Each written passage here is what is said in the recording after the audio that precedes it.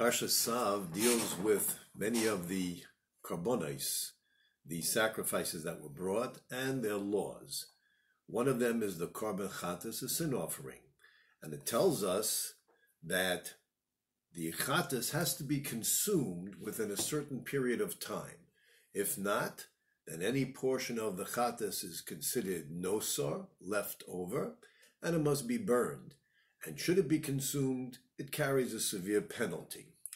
And in the pasuk it says, what happens if, let's say, we take some of the meat of the korban chatas, the chatas offering, which is to be cooked and consumed by the kahanim? Well, if it's going to be cooked, it's going to get absorbed into the vessel. Therefore, the pasuk says, "Ukli cheres asher tavush al boi," if it's an earthenware clay vessel that you cooked the meat of this offering in, how do we kasher it? How do we remove the chatas flavor from this vessel? It cannot be removed because earthenware is such a vessel which, when it absorbs, it does not purge. And therefore, the only solution is yishaver, it should be broken.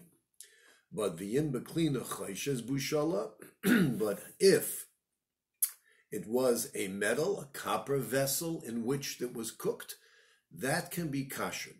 These are the basic laws of kashering that we use to this very day. If we're kashering for Pesach, if we have something that was made of metal, so if it was cooked in, we're going to cook it out, purge it. If we have something which was made of clay or earthenware, that cannot be made kosher for Pesach. We cannot. But rather, what then do you do with the vessel? The vessel needs to be broken. It's no longer a vessel, and therefore it no longer has the stench of the non-kosher element that was absorbed. That's the law over here in regard to the sin offering. The Kli Yakar asks a question and says that this law is not unique to a sin offering. The sin offering has to be consumed in its entirety within a certain period of time. Beyond that period of time, it's not kosher. So this law of purging from a metal utensil and not being able to purge from an earthenware vessel is not unique to the sin offering. As a matter of fact, it's true of a peace offering, a korban shlomim, in which also the meat could be consumed. So why is it mentioned over here? Why is the Torah revealing to us this concept here by the sin offering? The Kli Yakar has a beautiful insight in which he says that although the law is universal, that if a metal object absorbs something which is not kosher, it can be purged, earthenware cannot, the verse is also alluding to another factor, a different vessel, and that's the vessel of the human being. What happens if we, human beings, if we absorb something which is not kosher? If we perform acts that are not kosher, then it can be absorbed within us. It's absorbed within our personalities. It's absorbed within our character. It's absorbed within our mind. How do we kosher ourselves? How do we make ourselves kosher? This is what the verse is telling us. The Talmud, I believe in the Tractate Bracha, says, or elsewhere, that if we see a righteous man who has inadvertently sinned, we can be certain that he has regretted this and resolved not to transgress again. But what about the rest of us? The rest of us, ordinary people, ordinary Jews? Well, we have to make an effort to see that we can purge ourselves from this lack of observance in our behavior, of being cautious. This, the Kli Yakar suggests, is what the verse is referring to. Why did it place this concept of purging by the sin offering? Because it's telling us how to purge ourselves from our own mistakes and iniquities. Sometimes the vessel might be a beautiful copper vessel, which it's easy to purge.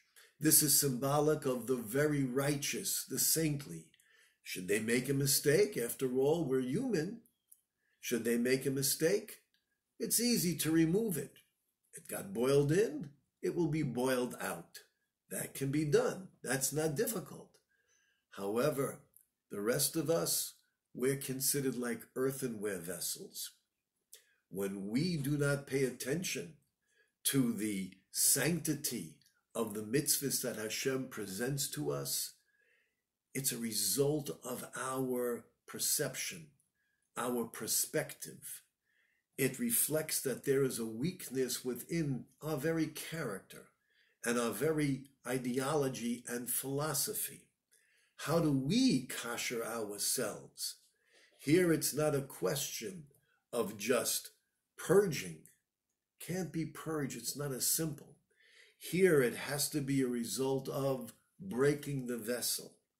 That's how we kasher ourselves. We break the vessel. But what does that mean, to break the vessel? It doesn't mean, God forbid, to do something that would be harmful to the individual. That is not the will of Hashem. But rather it means this ideology, this philosophy, the thoughts that we've had, the truths that we assumed were so absolute. If we can recognize that we've been making a mistake, if we realize that indeed we're in Hashem's hands. When Hashem sent Moshe to Paro, Paro said, "Who is this Hashem that I should listen to him?" Was Paro such a fool? Did the Egyptians not have deities that they worshipped and believed in higher forces? Paro maintained that, of course, there are higher forces, special divine forces. However, we'll pay tribute to them. But here on earth, who's in control? Not the heavenly forces. Man is in control. And therefore, who is this Hashem you speak of? You speak of a Hashem that you're telling me that he is not just the creator, but he is in total control? I know not of such a Hashem, such an existing being. The plagues in Egypt were to drive home to Paro that indeed there is Hashem, who is the only true master, not just the creator, but the true master who is in total control. Paro could not purge himself until his country, his nation was physically broken and his army was decimated. But we who have been given the Torah and chosen by Hashem, we can reflect upon this very fact, especially now that we are Erev Pesach, just prior to Pesach, and think about the plagues of the past and the plague of the present. I think we all recognize that Hashem is sending us a message, telling us who is truly in control. We're all locked in our homes, an entire nation. Hundreds of millions of people are being affected by this virus. Our lives are turned upside down. Hashem is sending us a message. What is that message? I wish I could be so bold and tell you that I knew. But we all can assume that there is definitely a message.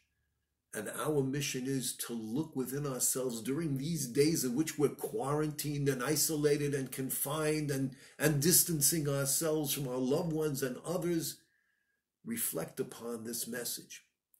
Hashem is saying, mankind, you think you're in control? Haven't learned from Paro? Let me show you who's in control. I can shut down the entire world economy. There are those who would laugh at Shabbos and think that it's just part of a weekend. No buses in Israel, no trains in Israel, staying at home. We stay at home too. What are we going to do? Nowhere to go, nothing to do. Stay at home. Maybe if we stay at home, we should think and reflect, what is this message Hashem is sending us? Maybe for those who have never observed the Shabbos, perhaps we can seize this opportunity. Leave the lights on that you feel you'll need for Shabbos. Let the others remain closed.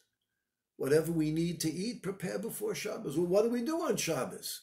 We'll eat, We'll rest, and maybe we'll open up an art scroll, a chumash, and read it slowly. And when we daven, read the words in English. Do it slowly.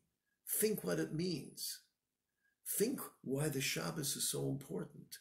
Think what other messages Hashem is sending us, because these are the messages to enable us to purge ourselves, to break these ideologies, philosophies, elements of impurity that have permeated our minds and our souls to such a degree that we need this wake-up call. Hashem is sending us not only a message, Hashem is saying, are you listening? I'm calling you. Are you listening? I think that our responsibility is to say, yes, you've got our attention, and we are listening. What we should be listening for, it's in Hashem's Torah. It's nothing new. It's there. May we be able to seize these days at home alone with the family, to seize them and to recognize that the greatest gift has already been given to us in Hashem's Torah. May we utilize it and utilize this time to purge ourselves from whatever mistakes we've made and have a new focus for the future. In merit of this, may we see revelation of Mashiach speedily in our lifetime. Good Shabbos. How long was that?